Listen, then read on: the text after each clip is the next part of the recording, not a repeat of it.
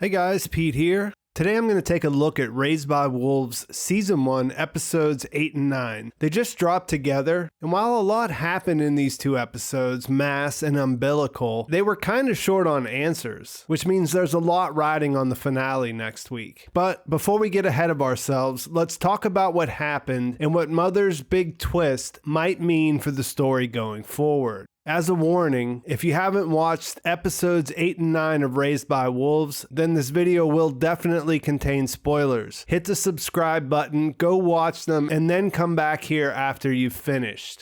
Episode 8 starts off with Marcus cutting his new face away in a dream. He spends most of this episode having a hard time trying to figure out what to do next now that the voice has stopped talking to him. He's starting to get paranoid too, and it turns out he has a reason to be, as Sue and Paul are planning on going on an adventure without him. She's going back and forth between the feelings she has for Marcus and wanting to protect Paul and get away from the Mithraics. Paul is concerned about his friend Campion and visits him to give him food. We see that he's in there trying to ignore Ghost Tally by reciting the jokes that Father used to tell him, and he's trying to dig his way out of his prison. Things come to a head when Marcus flips out on Paul and Sue intervenes, trying to take him away. She ends up locked up, and Marcus has everyone pray for her because at that point he doesn't know what else to do. He's pretty much at his wit's end, concerned that he might be crazy. But at the same time, this former atheist seems to believe that Saul's voice might provide him a way out. With the help of the claws of the dead creature, Campion is able to dig his way out of his cell. He sets fire to the church, which Marcus interprets as the sign he was asking for. This causes chaos in the camp so that Campion can flee, although Father sees him and gives chase. Paul's able to free his mother so that they can put their plan into action, and Holly and Vita decide that they want to leave with them. They break for the lander only to find out they can't use it, and then take off into the woods where they later reunite with Campion, who was able to get away from Father. Mother spends the episode at the crashed Ark. She finds a working medical android inside who helps her figure out what's going on with her body and gives us more insight into what makes the necromancer androids possible. The fifth force of nature was mentioned in the companion comic book they released this week, and Carl fills in the rest of the details. They refer to this as dark photon, and it's something that isn't actually understood by the Mithraics. They were just interpreting instructions that were encrypted in their holy scriptures. This is an interesting development, but not the most interesting development, because we also find out that Mother is carrying a child, which should obviously not be possible. After draining all the fuel blood from the androids she can find in an effort to try to feed her baby, Mother realizes that it isn't working and moves on to plasma after killing a creature. When she finishes draining that, she runs into Tempest. She has to send her away briefly because she finds herself torn between the urge to protect her and to take her blood to feed her fetus. After they split, Mother finds a sim pod where she talks to the voice of Campion Sturgess, who confirms her pregnancy, telling her that it is the real mission. He says the other children were basically a test, and now the real future of humanity is inside of her. In the beginning of episode 9, Tempest comes face to face with her rapist Otho. Before she can have her revenge though, Mother swoops in, realizing that he could be her fetus's new source of plasma. She starts to drain him by hooking up what looks like an umbilical cord, and the trio take off, heading towards where Mother says her delivery will have the best chance of being successful. They're lured into a canyon by the reflection from metal tarot cards. We saw the host character inside the serpent skeleton hideaway take these from Marcus before he fled. It's implied that he's the one that set these up and is watching them from a distance. We don't get a look at him, but we can hear breathing as he looks on, which might confirm that he's not an android. Sue and the others arrive, Initially, she wants to kill Mother, but the children won't let her. After she reveals she's pregnant, things calm down, and everyone decides to work together more or less. There's a strange moment where Campion says hello to the fetus, and it seems to have an adverse reaction to his presence. From there, they move Mother into a cave where they can better take care of her. This gives the two women a chance to talk. Mother reveals she knows Sue is an atheist imposter, and they form an uneasy alliance. On the other side of things, Marcus is still at a loss for what Sol wants him to do. He cuts off Father's tapping finger, which sets things in motion for Hunter to revert him to his old self. Earlier, he had noticed that the finger was tapping out Morse code, and was surprised to learn that it translated to Sol is the light. This turned out to be the password which he used to bring the old father back, for once doing something other than being a little prick. And I have to say, it was fantastic to get Father back. Watching his facial expression shift ever so slightly was a great payoff. Marcus decides to take the lander to the temple in a last-ditch effort to force Saul's hand. When that doesn't work, he tries to get answers from Hunter, who was out of the loop and really doesn't know where Sue and the other kids went. When Marcus forces his arm into this hole on the temple's wall, the one that he just used to light a torch, somehow Hunter isn't harmed. It's an interesting development, but they don't linger on it long because at the first chance, Father and Hunter steal the lander and take off. Back at the cave, Mother goes off alone and experiences what I guess you could call a vision when she scans one of the tarot cards. She sees a bunch of cloaked figures in black standing around one of the holes in the ground on Kepler 22b. There's what looks like an alien inside a cage, a dodecahedron cage maybe. It's not really clear what it is or what's going on. There's fluid coming out of the being's mouth, and that looks similar to the fuel blood, but before she can figure out what's going on, Mother is snapped out of it. This is because the flow of blood coming from Otho has reversed, so that a mix of hers or possibly her fetuses is now flowing into him. This turns him into Super Otho, who runs amok until the girls are able to kill him. Holly distracts him long enough for Tempest to grab the prison droid's head, and she throws it far enough away that the helmet finally flattens his skull. After that, Hunter and Father arrive. Mother is drained from the Otho reversal situation, but Sue gives her a pint of blood and the baby seems to be all right. And as everyone's settling in, Paul starts to hear the voice that draws him away from the others. He's led outside to the tarot cards and he throws them on the fire. Then he goes back inside and tells Campion that Sol put the baby into Mother. And when asked how he knows, he just says he can feel it and that Sol isn't evil.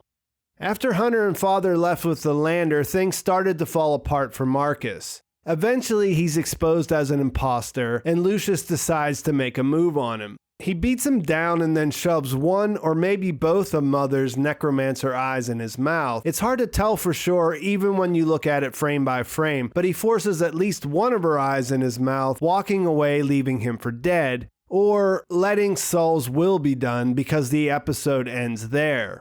So yeah, a lot of stuff happened, but not a lot of clear answers. I suspect that Marcus isn't dead, like dead, as in that's the last we'll see of the character. The whole Super Otho thing seems kinda unnecessary if it wasn't there to show us that the dark photons or necromancer blood produce interesting side effects when they get inside humans. I expect that using the eyes will have some kind of effect on Marcus, and since the other soldiers left him there, I'm guessing the host character will probably rescue him, and then maybe finally that will lead to some answers about his identity. I mean, there are strong clues that he may be related to the devil cults that Tempest mentioned and Otho chimed in on. The tarot cards at least are connected to them, and they've mentioned that these cults were purged more than once now. When Mother scanned the card, she saw what looked like cult members, so perhaps they were purged by being sent to Kepler 22b. Another clue for that is this new website they made for the show that popped up over the last couple of days. Once you uncover all the sites, the Easter egg that appears is this image of a ship. It says it's a tarantula, large ship capable of transporting redacted, approach with caution, energy signature unknown, inhabitants currently unidentified. What's What's the redacted word? Prisoners? I'm not sure, but it could be connected. The being in the dodecahedron cage thing looks alien to me, but the beings surrounding it look humanoid. So there were either human-like creatures or humans that evolved on Kepler, or some were sent from Earth prior to Mother and Father arriving on the planet.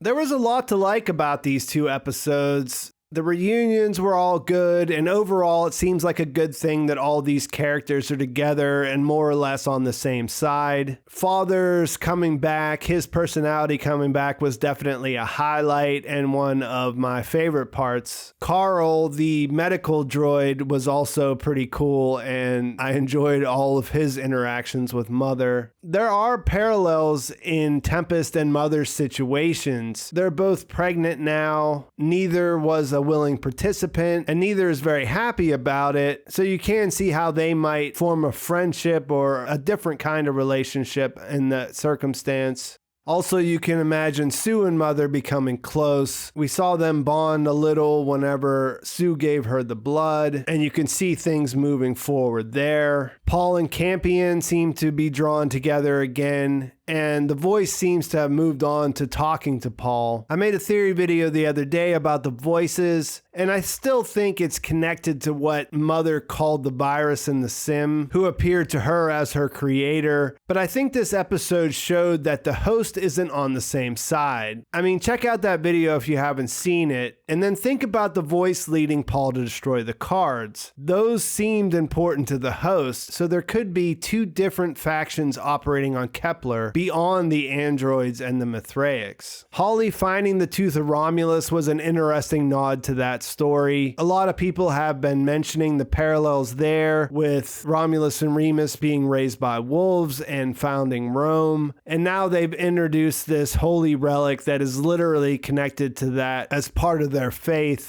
The dark photon stuff is also interesting. The showrunner creator Aaron Guzikowski has talked about choosing Mithraism because it was a real religion that was very secretive and therefore there wasn't a lot that was known about it. He's basically confirmed that this isn't an alternate reality situation where Christianity didn't exist, but instead that Mithraism reemerged and took over in the 22nd century. There are no written texts that have been discovered, so it's interesting that he used the idea of them discovering how to use dark photon energy through encrypted instructions in their scriptures. Makes you wonder when those scriptures were discovered and if they might have been sent to Earth for nefarious purposes. It also makes you wonder if her saving or reviving the stillborn Campion, if that's related to dark photon energy as well. He seems to be different than the other children. He survived the radiation of the Carbos, and now that we know that she's powered by this mysterious fifth force of nature, he might have some of that running through his veins as well.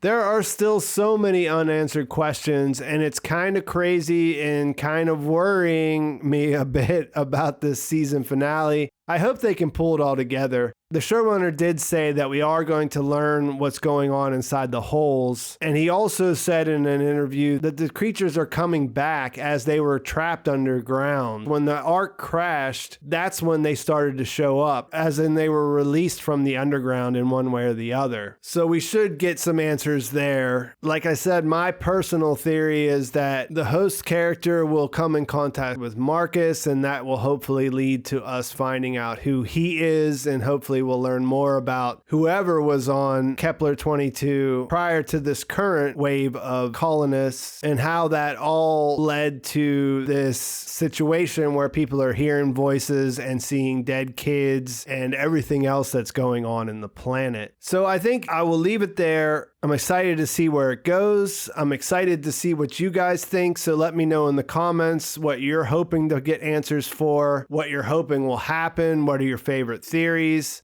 I may do another theory video this week. Once I think about this a little bit more, I wanted to get this video out first, and then I'll think about that later on. Let me know if there's something you want to see. Please like the video if you enjoyed it. Please subscribe to my channel if you haven't already. And thanks for watching. I'll talk to you soon.